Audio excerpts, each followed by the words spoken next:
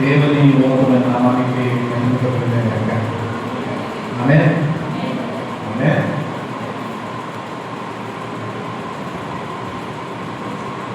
మంచిది. అందరూ బాగున్నారా?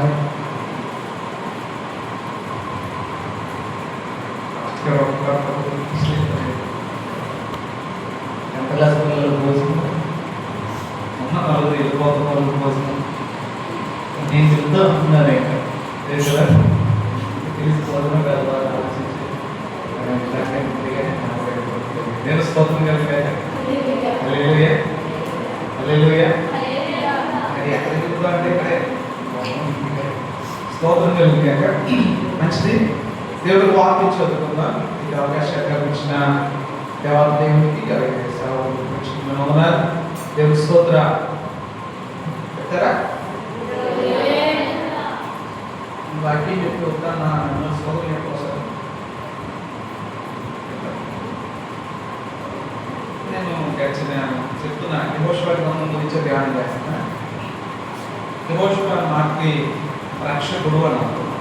యెహోషువ అంటే ఏంటండి?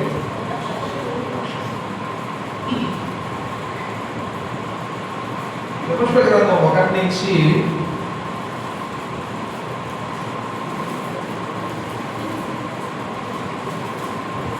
15వ అధ్యాయం వరకు చదివితే 13 అధ్యాయాల వరకు చదివితే ఒక భాగంగా మనకి ఏం కనిపిస్తుంది అంటే యెహోషువ గారు ఇశ్రాయేలు ప్రజల్ని చెప్పండి అవన్నీ ఇశ్రాయేలు జనాంగాన్ని ఆయన ఎరుకో యోర్దాను దాటించి ఎరుకోను పడగొట్టి ఆయి పట్టణాన్ని గెలిచి యెరూషలేము రాజులను ఆ చుట్టుపక్కల ఉన్న రాజులను 5 రాజులు వేయించిన తర్వాత ఇస్కరేలు వంటి వారైన జనసమూహం వచ్చేసరికి వారిని చూసి భయపడదు. రేపు నేను వారిని మీ చేతికి అప్పచెప్తానని మాటలు చెప్పి జయించిన తర్వాత కానాను యుద్ధాలను అయిపోయిన తర్వాత దేవుడు ఇప్పుడు యెహోషువతో మాట్లాడుతున్నాడు. ఇన్హెరిటెన్స్ చేయాలి అన్నాడు. ఇన్హెరిట్ అంటే స్వాధీనపరచుకోవాలి. ఎక్కడి నుంచి మొదలైంది? 14వ అధ్యాయం నుంచి స్వాస్థ్యం గురించి మాట్లాడతాడు. ఎవరు ఏం తీసుకోవాలి చెప్పండి? ఎవరు ఏం తీసుకోవాలి? ఇన్హెరిట్ చేసుకోవాలి. భూమిని గెలిచారు, ఇప్పుడు పంచుకునే స్థితికి వచ్చారు. భూమిని గెలిచారు, పంచుకునే పరిస్థితికి వచ్చారు.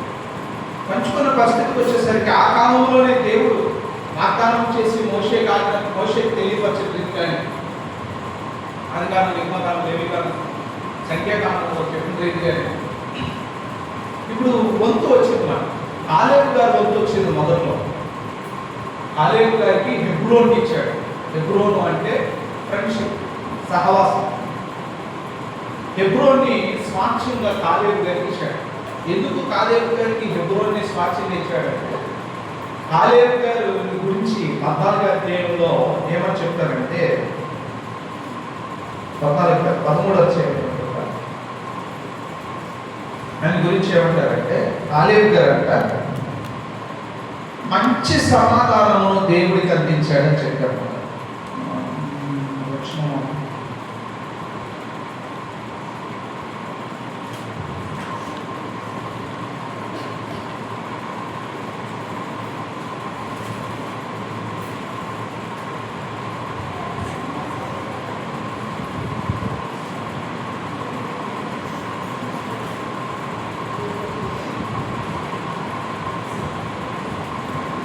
అధ్యాయం 13, 14 చదవవలసింది.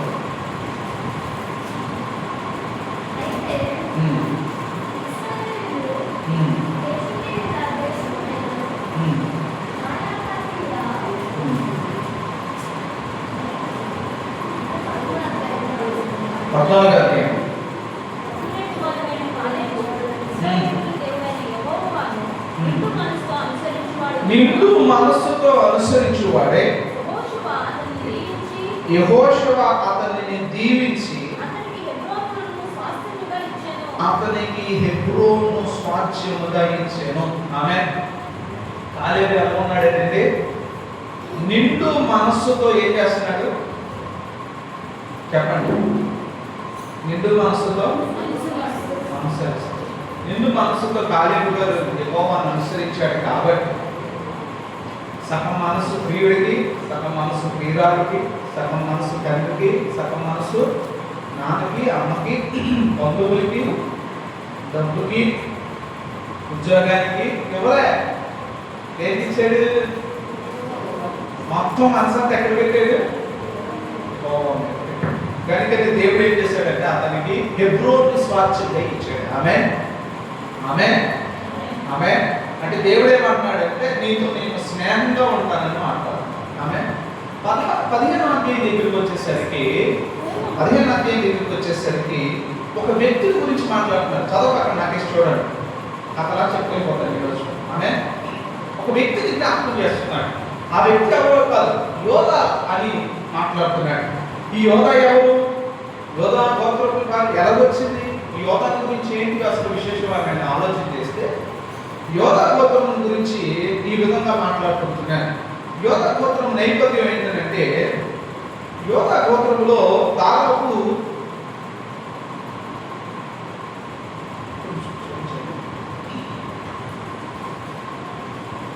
యోధా అనే పేరుకు అర్థం ఏంటంటే స్తుతి. చెప్పండి, యోధా అంటే ఏంటండి?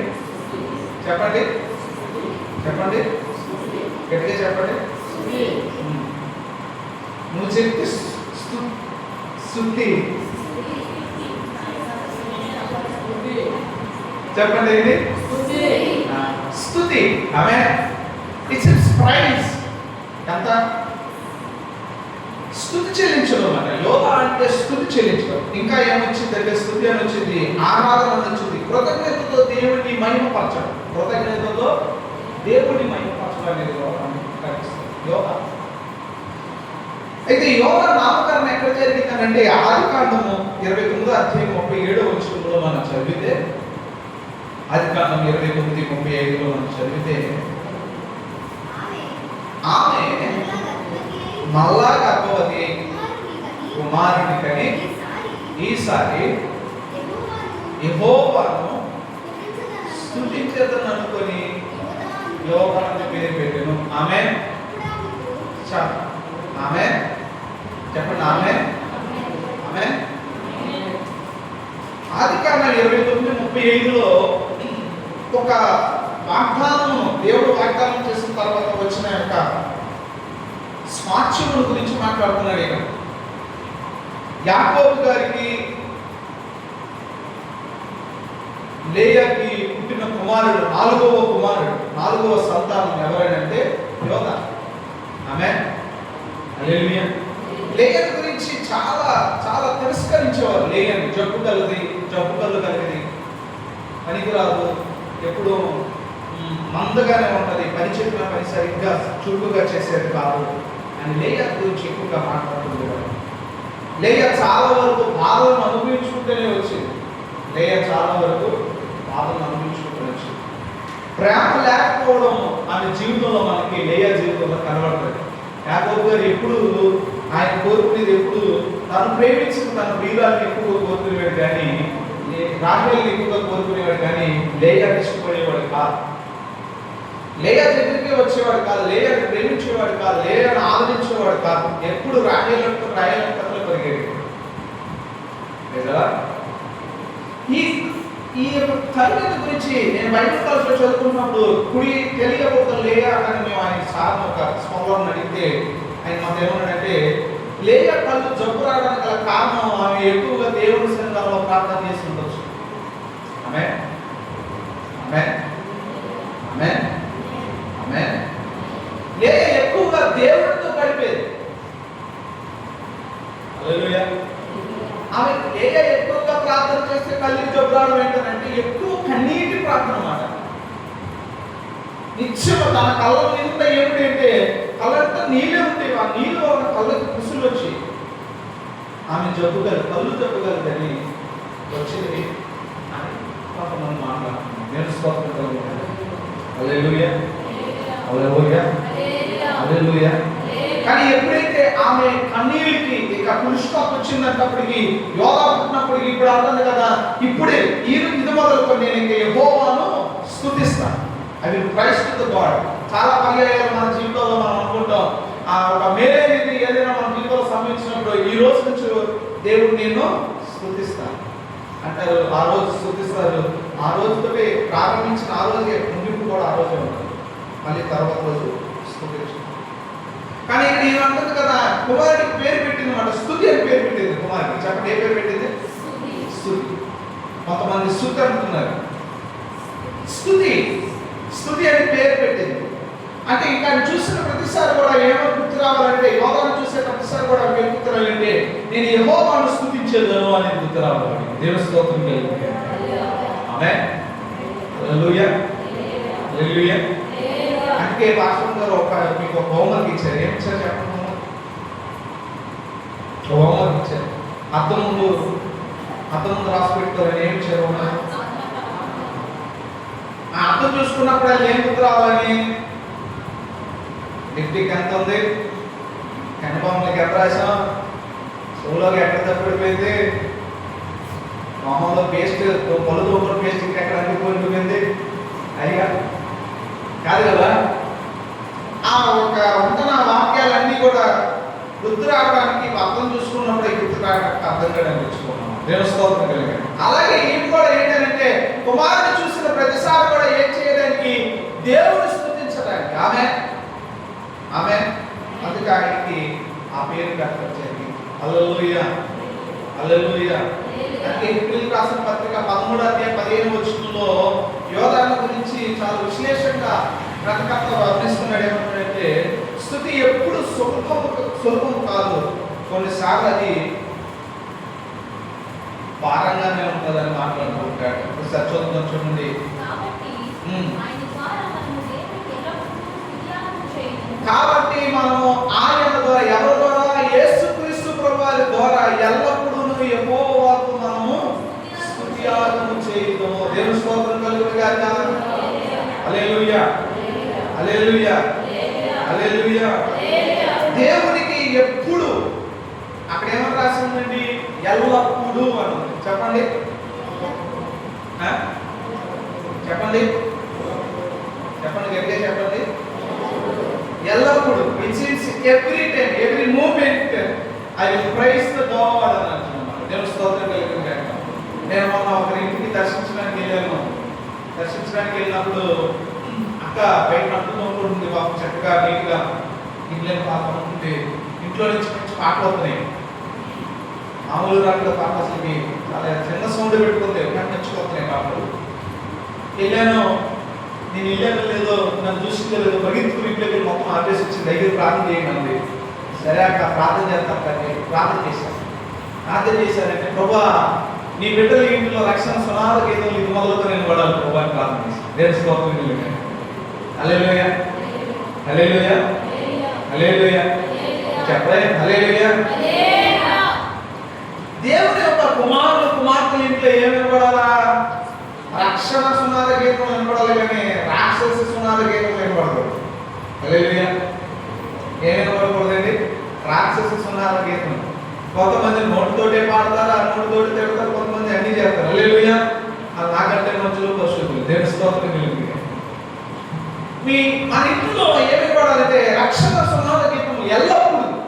when you praise, ఒక భక్తుడు అంటాడు, నువ్వు స్తుతి చెల్లించడం వల్ల సాతాను కోటలు ఇరిగిపోతాయి, సాతాను కూడా అక్కడ ఉండడు అని మాట్లాడుతూ ఉంటాడు ఒక వ్యక్తి. దేవుని స్తోత్రం కలుగును.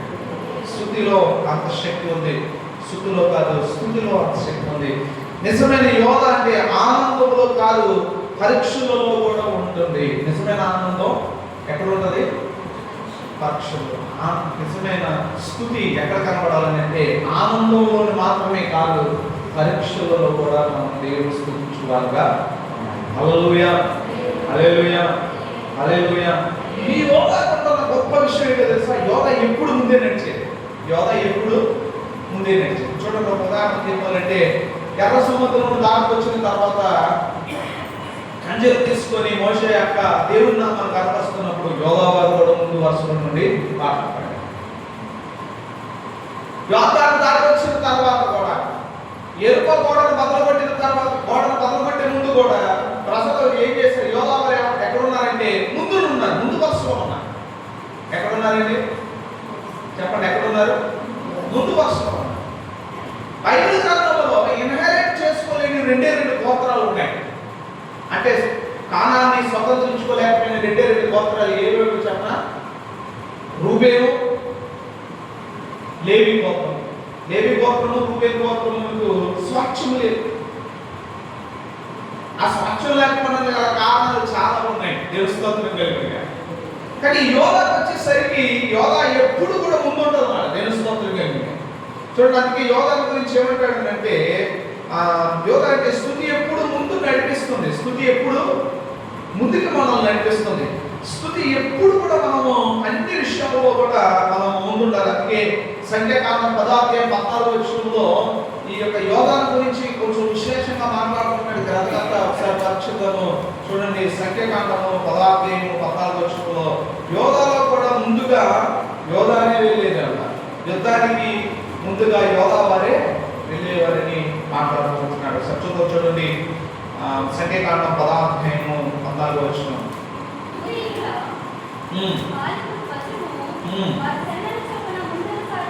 చాలండి. హల్లెలూయా, హల్లెలూయా, హల్లెలూయా, హల్లెలూయా, హల్లెలూయా. చెప్పండి, ఏమంటున్నాడు? యూదుల వాళ్ళ ధ్వసము, వాళ్ళ సైన్యానికి ఎప్పుడు ముందు నడిచేవారు. యోధావారు ఎప్పుడైతే సైన్యానికి ఎప్పుడు కూడా ముందు నడిచేవారు. అన్ని విషయాల్లో యోధావారిని దేవుడు ముందు పెట్టడం జరిగింది. స్తోత్రం కలుగును గాక. స్తుతి ఎప్పుడు ముందు నడిపిస్తుంది మనల్ని. ఎప్పుడు అన్ని విషయాలు, యుద్ధంలోనే కాదు, ఆనందంలోనే కాదు, కష్టంలోనే కాదు, సంతోషంలో, లాభంలో, అన్ని విషయాల్లో మనల్ని ముందు నడిపిస్తూ ఉంటుంది. స్తోత్రం కలుగును గాక. హల్లెలూయా, హల్లెలూయా. మీ యుద్ధాలకు ముందుగా వెళ్ళేది ఏంటంటే మీ నోటి మాటలు కాదు, కానీ మీ నోట నుండి పలకబడుతున్న స్తుతులు అంటారు. నేను స్తోత్రం కలుగును గాక. ఆమేన్, ఆమేన్, ఆమేన్, ఆమేన్. ఆపేస్తాం. మూడవదిగా మనం చూస్తే యోధాను గురించి మూడవది ఒక విశేషంగా మాట్లాడుతున్నాడు. ఆదికాండం 49:10 చూస్తే యోధా నీ నుంచి ఒకటి వస్తుందని అంటున్నాడు. యోధా నుంచి ఒకటి వస్తుందని చెప్తున్నాడు. యోధా నుంచి ఏమొస్తుందో మనం చూద్దాం. ఒకసారి చూడండి, ఆదికాండం 49:10. ఆదికాండం 49:10 షీలోకు వచ్చువారు యోధా యొద్ద నుండి దండము తొలగదు, అతని కాలకత్తుల నుండి రాజదండము తొలగదు. ప్రజలు ఆయనకి విధేయులు. దేవుని స్తోత్రం చెప్పాము. ఒకసారి యోధాకి వస్తున్న గొప్ప ఆశీర్వాదం ఏంటో తెలుసా? యోధా స్తుతించడం వల్ల యోధాకి దేవుడు ఇచ్చిన గొప్ప ఆశీర్వాదం ఏంటో తెలుసా? నీ రాజదండం ఏమవుదు? విరగదు. నీ కాళ్ళ మధ్యలో ఉన్న రాజదండం నీ ఎవడో నీ కాళ్ళ పెట్టి పడేసి నిన్ను తొక్కేసి పైకి లేవనెత్తలేడు. ఎప్పుడు స్తుతి చెల్లించినప్పుడు. దేవుని స్తోత్రం చెప్పోసారి గౌరవం పడేయండి. ఆమేన్, హల్లెలూయా, హల్లెలూయా, హల్లెలూయా. అందుకే దాని ద్వారా మనం చాలా ఆశీర్వాదాలు చూడగలుగుతాం. అందుకే దేవుడు సౌలు గారిని విడిచిపెట్టేసి యోధా గోత్రం నుండి రాజు అయిన దావీదును తీసుకొచ్చాడు. దావీదు మొదటి పరిపాలన హెబ్రోనులోనే ప్రారంభించాడు. దేవుని స్తోత్రం కలుగును గాక. ఆమేన్, హల్లెలూయా, హల్లెలూయా. యేసుక్రీస్తు ప్రభువు తర్వాత యోధాయే రాజవంశముగా తీర్చిదిద్దబడింది. యోధా నుంచి ఎవరు వస్తారంటే యోధా స్తుతులు చెల్లించే బృందము. యోధా నుంచే ఎవరు వచ్చారంటే రాజులు వచ్చారు. దేవుని స్తోత్రం కలుగును గాక. మరి ఏ గోత్రాన్ని దేవుడు ఎన్నుకోలేదు, కేవలం యోధా గోత్రాన్ని మాత్రమే దేవుడు రాజవంశాల కోసం యోధా గోత్రాన్ని దేవుడు ఎన్నుకొచ్చాడు. ఆ యోధా గోత్రంలో దావీదు గారి నుంచి యేసుక్రీస్తు ప్రభువుకి వచ్చింది. ఇప్పుడు రాజులకు రాజు, ప్రభువులకు ప్రభువుగా పిలువబడుతున్న యోధా గోత్రం నుంచి వచ్చిన ఆ యేసుక్రీస్తు ప్రభువు. ఆమేన్, ఆయనే మన రక్షకుడు. ఆమేన్, హల్లెలూయా, హల్లెలూయా, హల్లెలూయా, హల్లెలూయా, హల్లెలూయా. స్తుతి చెల్లించడం వల్ల రాజధానిలో నిలబడడానికి దేవుడు. ఇంకా యోధా గురించి చాలా విజయవంతమైన విషయాల గురించి రాస్తున్నాడు. 2 Chronicles chapter 20 2వ దినవృత్తాంతముల గ్రంథం 20:21-22 చదువుదాం ఒకసారి.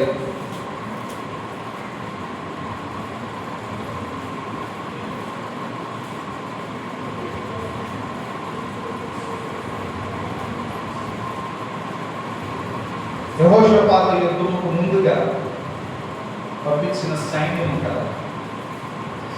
కాదు. Second Chronicles chapter 20 verse 21 first.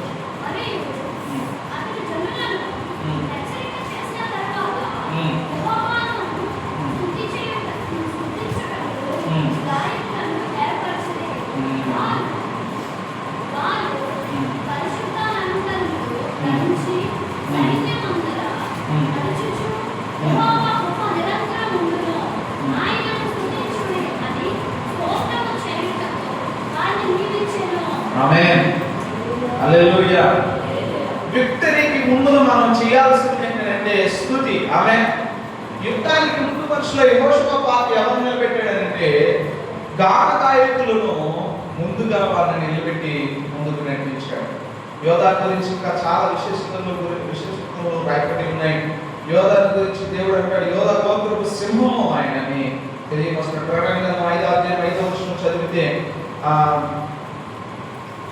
యోధా గురించి ఏమంటాడంటే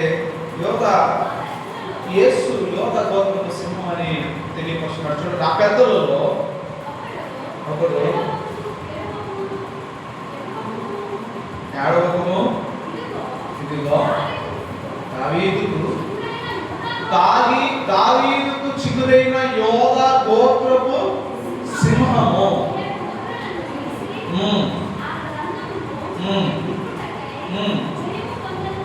జయము పొందునని నాతో చెప్పారు. దేవుని స్తోత్రం చెప్తామా? హల్లెలూయా, హల్లెలూయా, హల్లెలూయా, హల్లెలూయా, హల్లెలూయా. ప్రియమైన మిత్రులారా, యోధాకి గురించి మనం చాలా విశేషాలు ఎంచుకున్నాం. యోధా పేరు నామకరణం మాత్రమే కాదు, కానీ యోధాలో ఏముందంటే స్తుతి ఉంది. యోధా ముందు వెళ్ళినప్పుడు స్తుతి, వెనకాల వచ్చినప్పుడు స్తుతి, అన్ని విషయాల్లోనూ స్తుతి చెల్లిస్తూ దేవుడు మహిమపరుస్తూ ఉండడాన్ని బట్టి యోధానికి దేవుడు స్వాచ్ఛముగా భూములు మాత్రమే కాదు, కానీ తరతరాలు చెప్పుకునేలాగా, యుగాలు మాట్లాడుకునేలాగా యోధా గోత్రము నుండి యేసుక్రీస్తు ప్రభువుని తీసుకురావడం జరిగింది. దేవుని స్తోత్రం కలుగును గాక. హల్లెలూయా. అందుకే కీర్తనకారుడు అంటాడు కదా, 100వ కీర్తన 4వ మాటలో కీర్తనకారుడు చాలా మంచి మాటలు రాస్తున్నాడు స్తుతి గురించి. ఏమంటాడంటే, దేవుని సన్నిధిలో మనం ప్రవేశించాలనంటే, దేవుని సన్నిధిని మనం అనుభవించాలనంటే మన నోట ఏముండాలనంటే స్తుతి ఉండాలి. ఆమేన్. హల్లెలూయా. సంఘాల్లో మనకి చాలా పొదువుగా కనబడుతుంది ఏంటంటే స్తుతి. పెద్దగా చెప్తూ ఉంటారు కదా, మందిరంలోకి అడుగు పెట్టినప్పుడు ఎక్కువసేపు చెప్పండి అంటారు. ఆమేన్. హల్లెలూయా.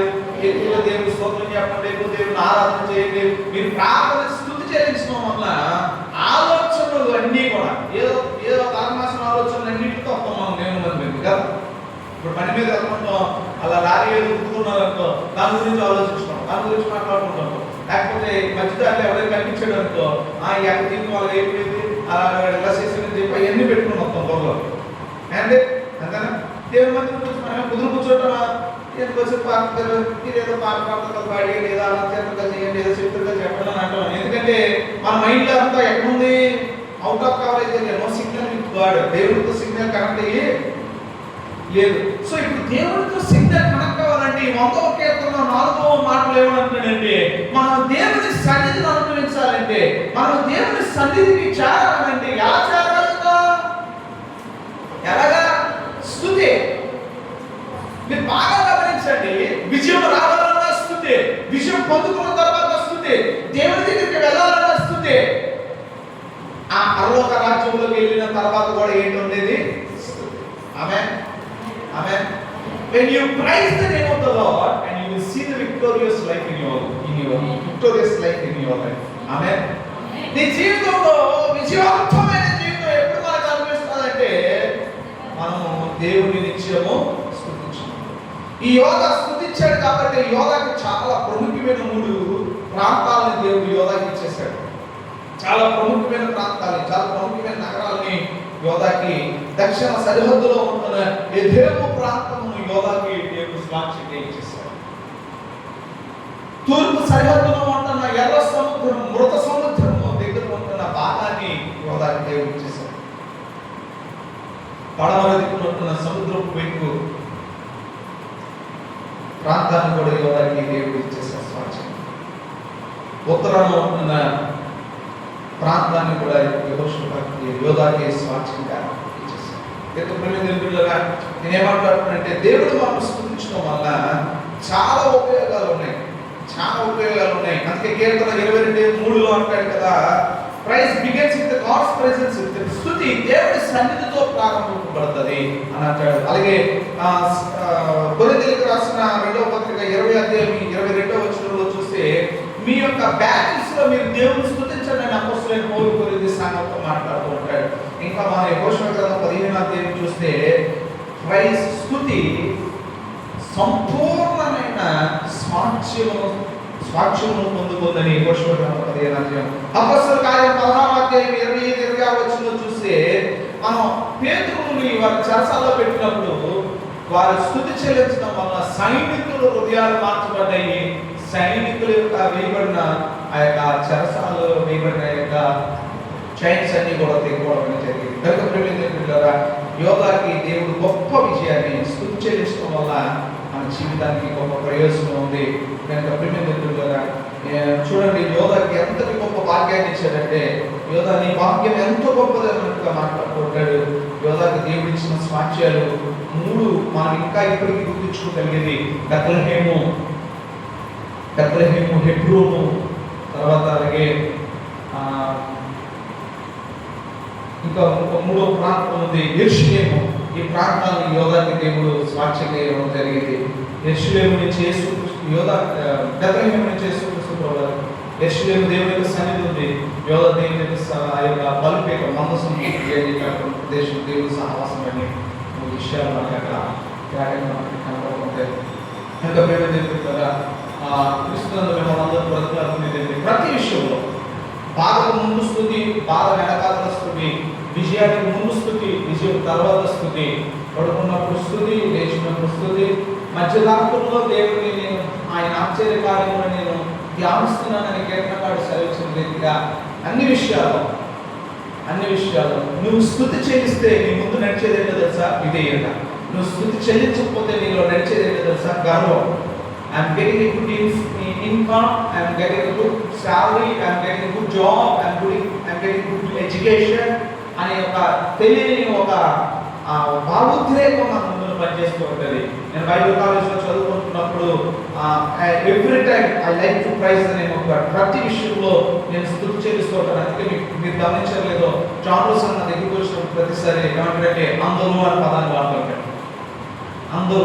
అందరూ కలిసి స్తుతిద్దాం అనే పదాన్ని ఎక్కువగా వాడుతుంటాడు. ఎందుకంటే జాకోబు చెప్పాడు అతనితో, అన్న ఈ మామూలు కాదు, మోకాలు వేసాడంటే పాటలు పాడుతూనే ఉంటాడు, ప్రార్థన చేయడు, అలా పాటలు పాడుతూ ఉంటాడు. ఏసారి గారు పాటలు పాడుతూ అంటాడు. అందరూ కలిసి పాడతాం, ఎంత అందరూ పాడుతూ మాట్లాడుతుంటాడు అని చాలా సంతోషం. ఎందుకు నేను ఈ విషయాన్ని ముందుకు పెడుతున్నానంటే, దేవుడి సన్నిధానానికి మీరు వచ్చిన ప్రతిసారి కూడా ప్రైజ్ దేవుని స్తుతి చెల్లించాడు. ఒక చిన్నగా చెప్పి నేను ముగించాలనుకుంటున్నాను. దేవుడు పడిపోయేది ఎక్కడో తెలుసా? ఒక ప్రియురాలను పడగొట్టాలంటే ఒక మంచి మాట అవసరమేమో, ఒక రోజు అవసరమేమో, చాక్లెట్ అవసరమేమో, లేకపోతే ఇంకోటి అవసరమేమో, లేకపోతే BMW కార్ అవసరమేమో. కానీ నా దేవుడు నీ దగ్గర పడిపోవాలంటే,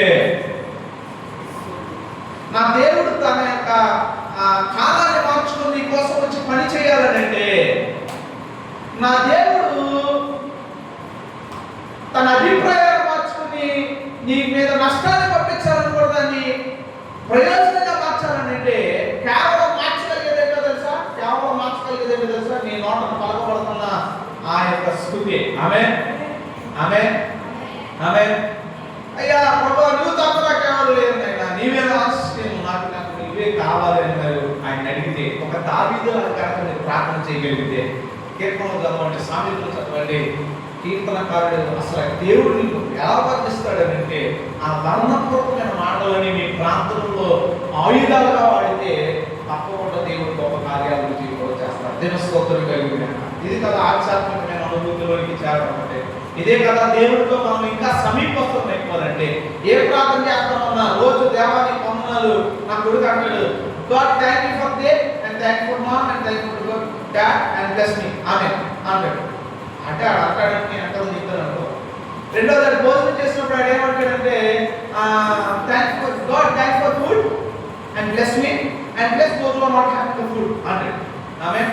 నాకు అర్థం ఏంటంటే దేవా ఇచ్చిన ఆహారాన్ని బట్టి నీకు వందనాలు, నీకు స్తోత్రము, అలాగే మళ్ళీ నీకు స్తోత్రం, ఎందుకంటే లేని వాళ్ళకు కూడా మీరు దయచేయండి. ఆమేన్. హల్లెలూయా, హల్లెలూయా.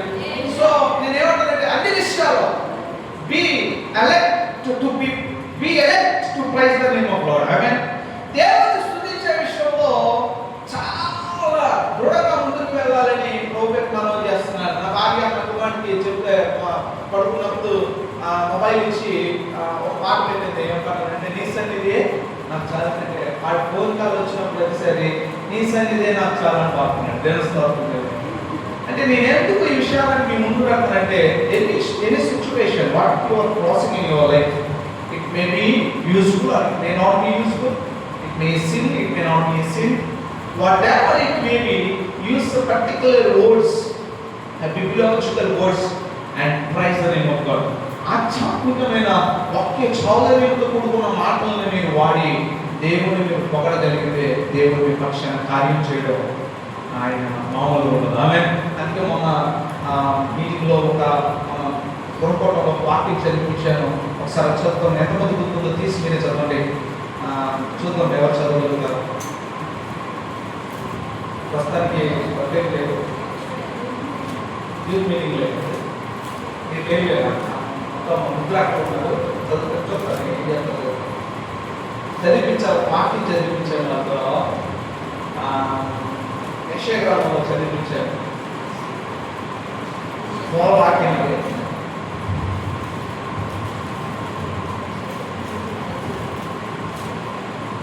అది ఎదుగుతున్నారు.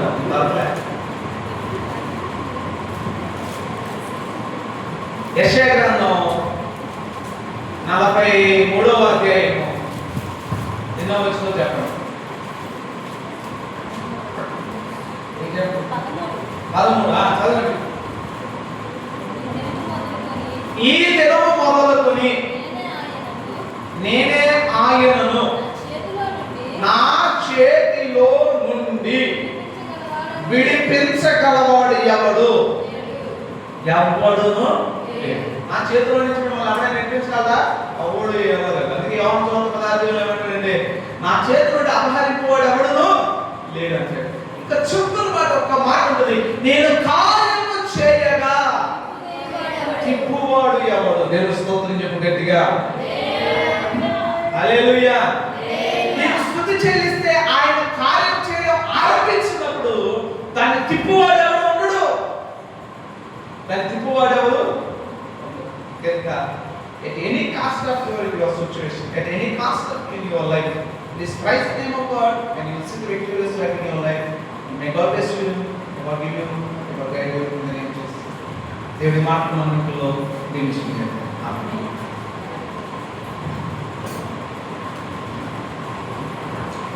హల్లెలూయా.